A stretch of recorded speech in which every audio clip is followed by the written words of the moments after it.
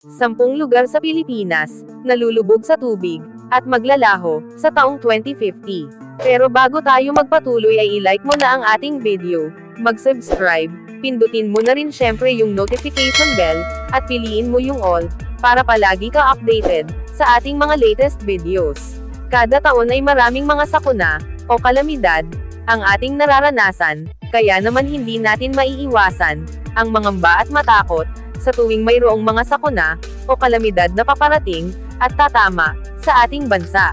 Ayon sa mga inilabas na pag-aaral, ng ilang mga experts, patungkol sa posibleng mangyari sa Pilipinas, sa susunod na 3 dekada, ay sinabi nila, na maaari umanong lumubog ng tuluyan, ang ilang mga lugar sa Pilipinas, pagsapit, ng taong 2050. Ayon sa mga ginawang pag-aaral, ng Climate Central, ito ay isang science organization, na nakabase sa New Jersey, USA, ay sinabi nila, na ang pagtaas ng mga dagat, at maging ang temperatura, sa buong mundo, ay maaaring makaapekto, sa maraming tao at bansa, pagdating, ng taong 2050, kung saan ito ay nagbabanta na burahin, at hindi na muling makita pa, sa ating mapa, ang ilan sa malalaking coastal cities sa Pilipinas, at maging sa iba pang bahagi, ng mundo.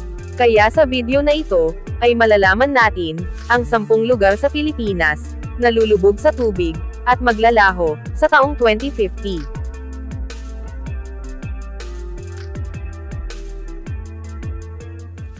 Number 10, Cagayan de Oro City. Ang Cagayan de Oro City, ay isang first-class highly urbanized city.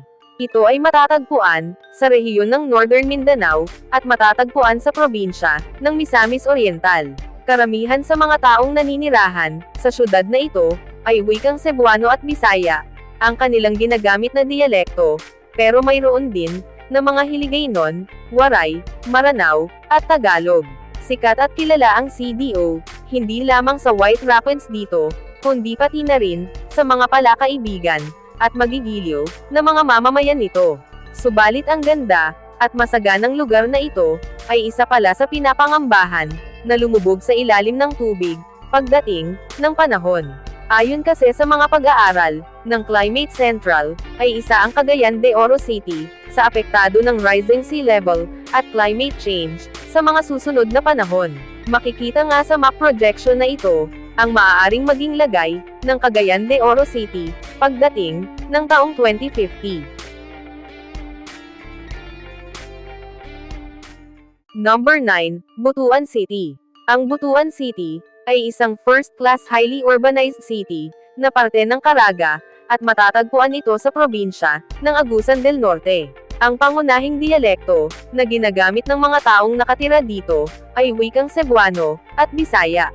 Ang ilan naman sa mga old native-born, o lumang katutubong naninirahan dito, ay nagsasalita pa rin, ng isang wikang tinatawag, na Butuanon. Ayon sa isinagawang census, noong 2023, ang Butuan City, ay mayroong mahigit, 384,900 populations. Ayon sa history, isa sa mga pinakamatandang lungsod sa Pilipinas, ay ang lungsod ng Butuan, at dito rin makikita, ang ilan sa mga pinakakahangahangang likas na yaman, sa ating bansa. Kilala ang lugar ng Butuan City, sa paggawa ng pinakamagaganda, at pinakamahusay na mga bangka, at mga gold products nito, dahil sa thriving mining industry, sa lugar na ito. Ngunit ayon sa mga pag-aaral, sa kabila ng mga tinatagong ganda, at yaman ng lungsod na ito, ay isa rin ito, sa mga apektadong syudad, sa hinaharap. Makikita nga natin dito, sa projected rising sea level chart, ng Butuan City, ang maaaring maging sitwasyon nito, at kung gaano ito kaapektado, sa hinaharap.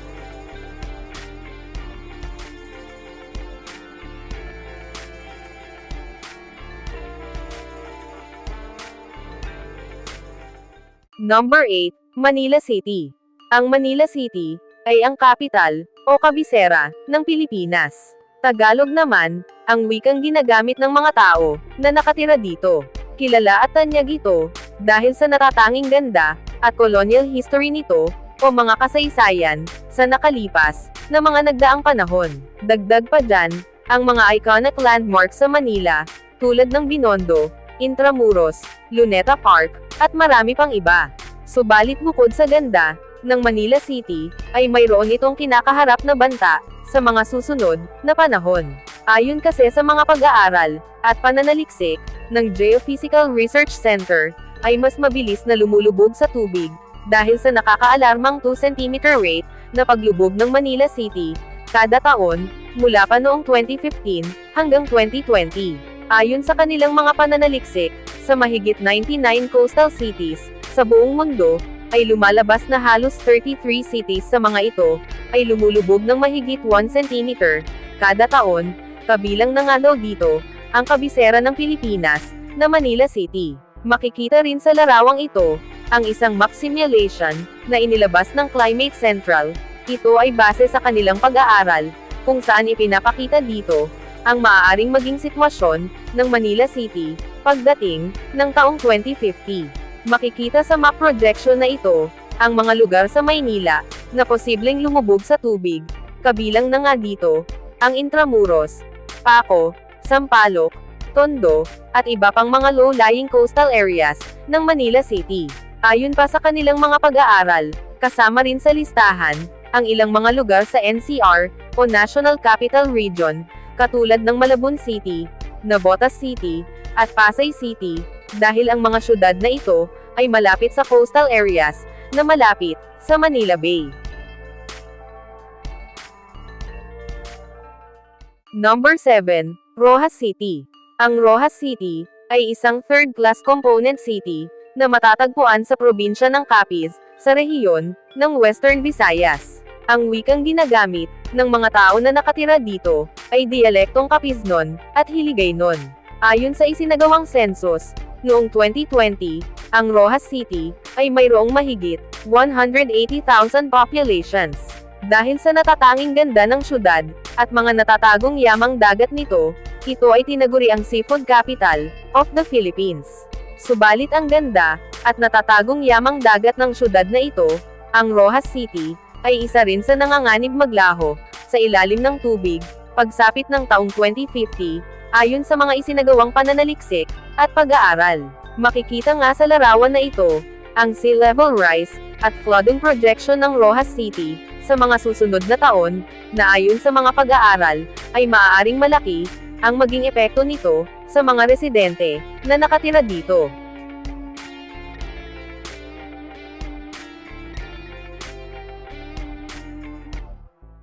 Number 6, Zamboanga City. Ang Zamboanga City, ay isa rin sa first-class highly urbanized city, na matatagpuan, sa Zamboanga Peninsula Region, sa bahagi, ng Mindanao Region. Ang wikang ginagamit, ng mga taong nakatira dito, ay Chabacano language, o mas kilala, bilang wikang Zamboangueño, o Zamboangueño Chabacano. Ayon sa isinagawang census, noong 2023, ang Zamboanga City, ay mayroong mahigit, 960,349 populations. Ayon sa mga survey, ito ang ika-5 pinakamataong lungsod, at pangatlo, sa pinakamalaking lungsod, sa Pilipinas. Kilala ang lungsod ng Zamboanga, bilang City of Flowers. Ang etymology nga ng lugar na ito, ay nagmula sa salitang Malay, na Jambongan, na nangangahulugan, na Garden of Flowers. Subalit ayon sa mga pananaliksik, at pag-aaral, ang mataong lungsod ng Zamboanga City, ay isa rin sa kasama, na apektado ng rising sea levels, sa mga susunod na 3 dekada, na posibleng malubog, sa ilalim ng tubig, sa hinaharap. Ayon dito sa inilabas na map projection, ng Climate Central, ay makikita dito, ang mga lugar sa lungsod ng Zamboanga, na maaaring maapektuhan, ng pagtaas ng tubig, pagdating, ng taong 2050. Number 5, Iligan City. Ang lungsod ng Iligan City, ay isa rin sa first-class highly urbanized city, na matatagpuan sa probinsya, ng Lanao del Norte, na bahagi, ng Northern Mindanao. Cebuano naman ang wikang ginagamit, ng karamihan sa mga taong nakatira dito, pero mayroon din na iilang wika, na ginagamit dito, kagaya ng Maranao, Waray, Chabacano, Ilocano, Hiligaynon, at Tagalog. Ayon naman sa census, noong 2023, ang lungsod ng Iligan, ay mayroong mahigit, 378,872 populations. Bukod sa ganda ng lugar na ito, ang Iligan City ay kilala, dahil sa dami ng mga waterfalls dito, at tinagurian nga ang kanilang syudad, bilang the City of Majestic Waterfalls. Pero ganon pa man, ayon sa mga pag-aaral at pananaliksik ng Climate Central, ang lugar ng Iligan City ay isa rin sa pinapangambahan na malubog sa tubig sa hinaharap. Ito ay dahil sa matinding risk at issue pagdating sa rising sea level at climate change. Makikita nga sa map projection ng Iligan City ang maaari o posibleng kahantungan nito pagdating ng taong 2050.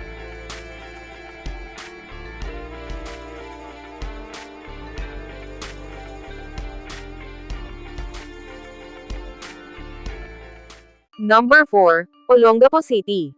Ang Olongapo City ay isang first-class highly urbanized city na matatagpuan sa probinsya ng Zambales, na bahagi ng Central Luzon. Ang wikang ginagamit naman ng mga taong nakatira dito ay Pampango, Zambal, Ilocano, Tagalog, at iba pang mga diyalektong salita na native sa Pilipinas. Ayon naman sa inilabas na census noong 2020, ang Olongapo City ay mayroong nasa mahigit 260,000 populations. Kilala ang lungsod ng Olongapo bilang the Subic Bay Freeport, at tanyag din ang kanilang syudad pagdating sa mga lugar na may kaugnayan sa kultura ng kanilang lungsod, katulad ng Olongapo Lighthouse, Marikit Park, Olongapo City Halls, at marami pang iba.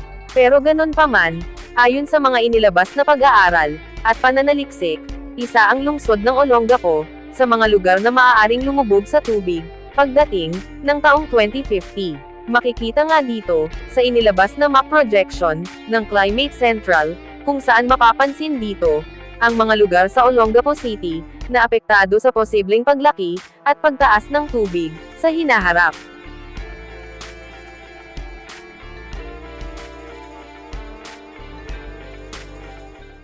Number 3, Bulacan.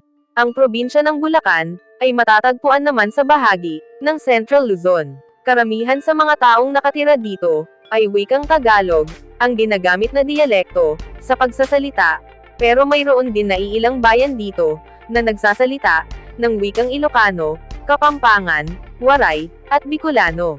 Ayon sa isinagawang census noong 2020, ang probinsya ng Bulacan ay mayroong mahigit 81,232 populations. Kilala ang lungsod na ito bilang the Land of Heroes, at tanyag din pagdating sa iba't ibang uri ng mga high-quality native products, at marami pang iba. Pero ganon pa man, kasama rin sa listahan ang probinsya ng Bulacan na nanganganib din malubog sa tubig sa susunod na mga taon. Ayon kasi dito sa map simulation na inilabas ng Climate Central, ay makikita na kasama ang ilang bahagi ng probinsya ng Bulacan na nakaharap sa Manila Bay, kung saan ito ay nanganganib din na maglaho at malubog sa tubig sa hinaharap. Ayon sa report, ay maraming grupo ng environmentalist ang nangangamba, ito ay dahil sa patuloy na isinasagawang reclamation sa probinsya ng Bulacan, kung saan maaari ito magdulot ng intensified flooding, lalo na sa mga low-lying coastal areas sa lugar ng Bulacan. Makikita rin dito sa inilabas na map projection ng Climate Central ang mga lugar sa Bulacan na maaaring lumubog sa tubig, at kasama na nga dito ang munisipyo ng Paambong, Masantol, Hagonoy, at iba pa.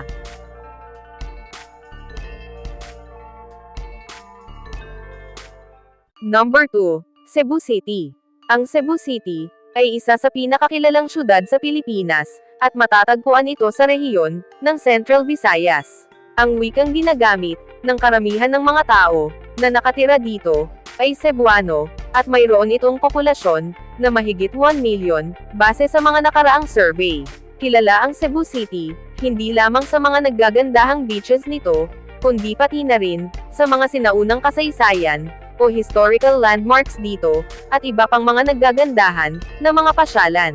Bukod pa dyan, ang probinsya rin ng Cebu ang isa sa itinuturing na sentro ng commerce, trade, at education sa Visayas at Mindanao. Subalit ganon pa man, ayon sa mga pag-aaral at pananaliksik, ang lugar ng Cebu City ay kasama sa listahan ng mga maaaring lumubog sa tubig pagdating ng taong 2050, partikular na ang mga coastal at low-lying areas dito. Ayon sa mga pag-aaral, makikita nga dito sa map projection, na ibinahagi ng Climate Central, kung saan mapapansin, ang mga lugar sa mapa, na naka-mark red, tulad ng Guizhou, Mabolo, Mandaue, at iba pang lugar, na naka-highlight red dito. Ito ay indikasyon, ng maaaring paglubog nito sa tubig, sa hinaharap.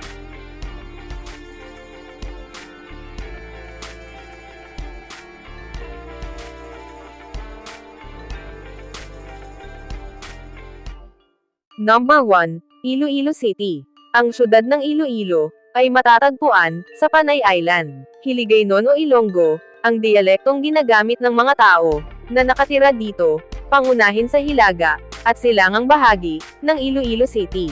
Ayon sa census noong 2023, ito ay may mahigit, 491,641 populations. Kilala ang lalawigan ng Iloilo, hindi lamang sa mga magagandang tourist spots, masasarap at fresh seafood, kundi pati na rin, sa mga makasaysayang lumang simbahan, at mga bahay dito, at lalo na ang isang festival, na dinaraos dito kada taon, ang Dinagyang Festival. Subalit ganon pa man, ayon sa mga pag-aaral, at pananaliksik ng Climate Central, ang lalawigan ng Iloilo, ay isa rin sa apektado, ng malawakang paglaki, at pagtaas ng sea level, na maaaring magresulta, sa paglubog sa tubig, ng Iloilo City, sa hinaharap. Makikita nga dito, sa map projection, ng lalawigan ng Iloilo, ang posibleng maging sitwasyon nito, pagdating, ng taong 2050. Bago tayo magtapos ay i-like mo na ang ating video, mag-subscribe, pindutin mo na rin syempre yung notification bell, at piliin mo yung all, para palagi ka updated, sa ating mga latest videos. Ang mga pag-aaral, at pananaliksik na ito, na nagmula sa Climate Central Organization, ay sinusuportahan ng United Nations, simula pa, noong taong 2019. Ang video na ito ay ginawa, hindi para magbigay takot, kundi para magbigay kaalaman, upang maging aware, at handa tayo, sa mga posibleng mangyari sa ating mundo, sa mga susunod, na panahon. Sa ngayon, upang makatulong tayo, sa ating inang kalikasan, ay iwasan natin, ang pagkalat at pagtapon, ng mga basura sa bundok, o tabing dagat. Bawasan o iwasan, ang mga ilegal na trabahong nakakasira, sa ating kapaligiran, magtanim ng mga puno, at panatilihin natin, ang kalinisan ng ating kapaligiran, upang sa huli, ay hindi tayo magsisi.